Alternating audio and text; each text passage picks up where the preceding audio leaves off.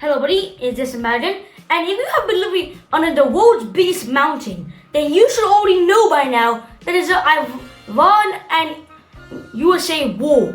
Now, we all heard of the story that the supreme leader of Iran that controls the Ayatollah have died, right? I think we already know that. We should have all known that by now. But first off, let's start. Why did they attack? So, the USA first attacked Iran and they killed the supreme leader within like 1 or 2 days. Now, why did they attack? Now, I think we know by now that Israel hates Iran. Like, literally since the second Israel existed as a sovereign nation, Iran hated Israel. So, this kind of started a history between them kind of wanting to kill each other. And since the USA obviously supported Israel, especially what happened last year in the Israel-Palestine war, they obviously are going to help Israel when they want to destroy Iran. Also because USA has their own personal agendas. One is that President Trump said that since it's inhumane in Iran or something like that, and since the Ayatollah took over, the United States military began major combat operations in Iran. Our objective is to defend the American people by eliminating imminent threats from the Iranian regime. So that's one of the reasons. Second reason is because Trump wanted to stop the supposed long-range ballistic missile programs in Iran, from what I can tell. That's literally what he's trying to do. To stop it, I guess. They've rejected every opportunity to renounce their nuclear ambitions, and we can't take it anymore. Instead, they attempted to rebuild their nuclear program and to continue developing long-range missiles that can now threaten our very good friends and allies in Europe, our troops stationed overseas. Now, I don't really know what Trump's trying to do here. From what he's trying to do, considering he's killed the leader, which took a lot of money, I assume, he's definitely trying to get him for the kill. I don't know why else would you kill a Turkish leader that fast. Third of all, there's also relating to stuff that explodes. There's thoughts that maybe Russia and China is investing in Iran to have some sort of literal nuclear bomb program opening up there. So that's another of Trump's problems, priorities, whatever you may want to call them. So yeah, that's basically some of the few reasons why Trump wants to attack Iran. Also, the second thing that is to know is that the UAE, since they've been getting attacks and stuff with this crossfire, they're kind of in crossfire right now. They have stopped all trades with the USA. And if you don't know, the UAE actually gives a lot of money to the USA. If you don't know that. So this will definitely hurt the USA's economy in a bit. Because they said that they will stop it. Oh, not stop giving money, they will stop investing. And if you know, most of the UAE people are probably pretty rich, so that's probably gonna hurt the economy quite a bit for the USA. But you know what's gonna actually hurt the global economy? The Strait of Hormuz.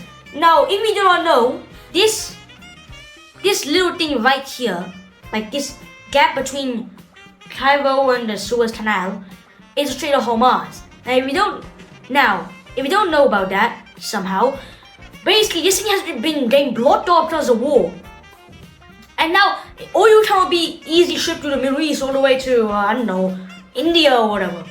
So now because this thing exists, oil prices have been spiking up insanely fast. Because now, unsurprisingly, the oil takes more to ship, then you get more expensive. That's literally one of the biggest. This is unironically one of the biggest effects of the oil in general. Because this tiny strait makes it much longer. They block this off, so now you have to go all. Where's Africa? So now they go all the way around Africa to get the oil, to transport the oil.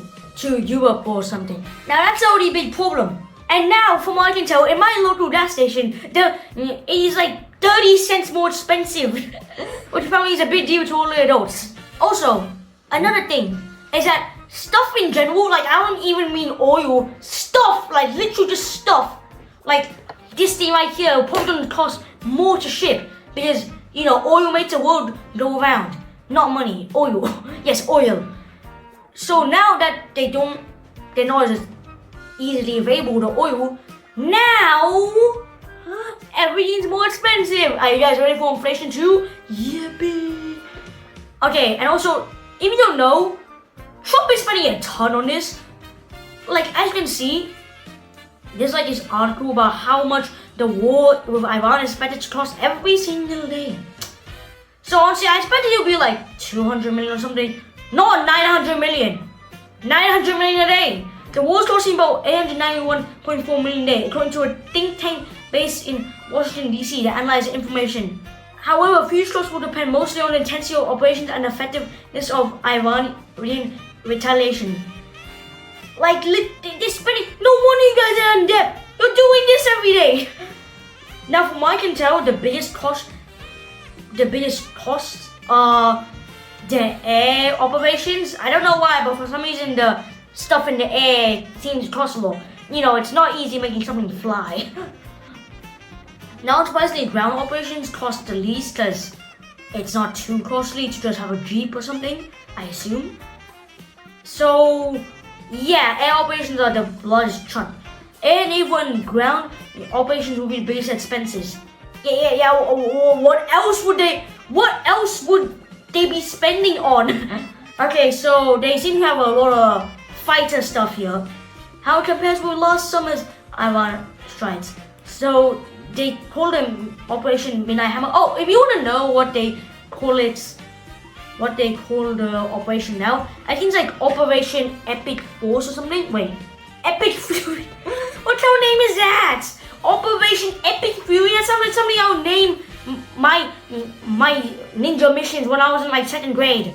Epic Fury. Okay, so according to CSIS, the first 100 hours of war cost 3.7 billion. I mean, do you know how hard it is to kill someone?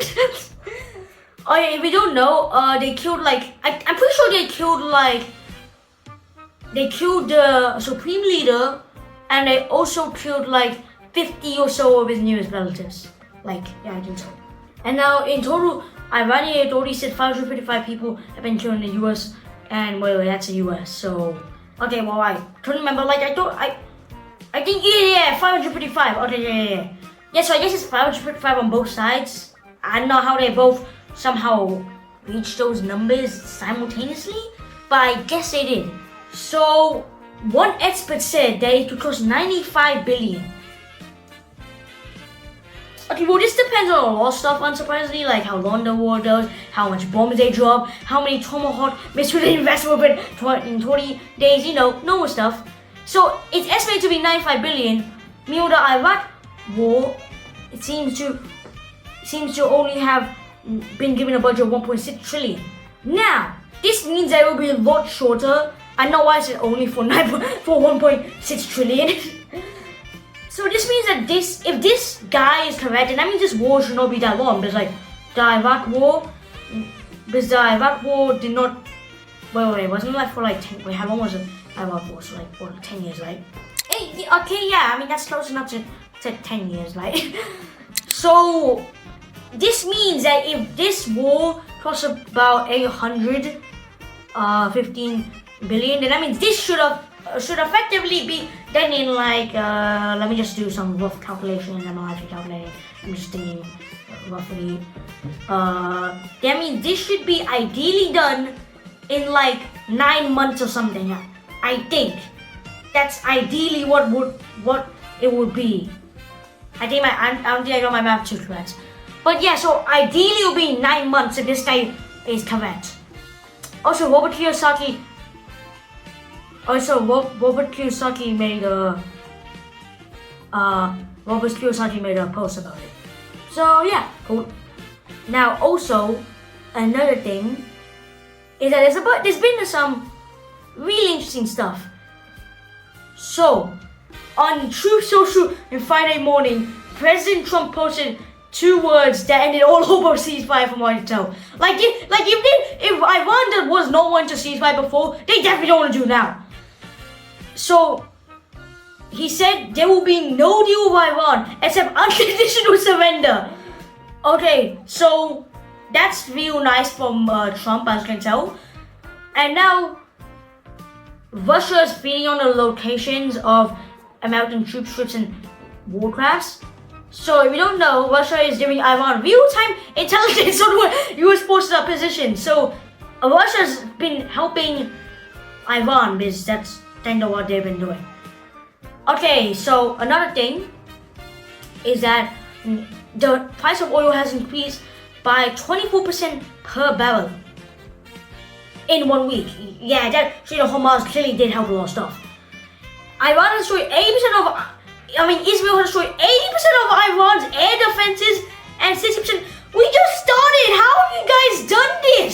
No wonder you're running out of money. You're doing it so fast.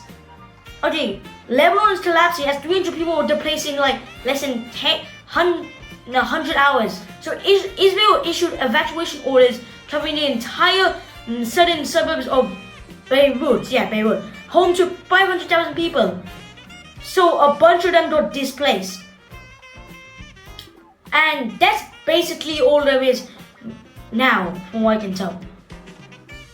Now, that's it for today, guys. See you later. Bye.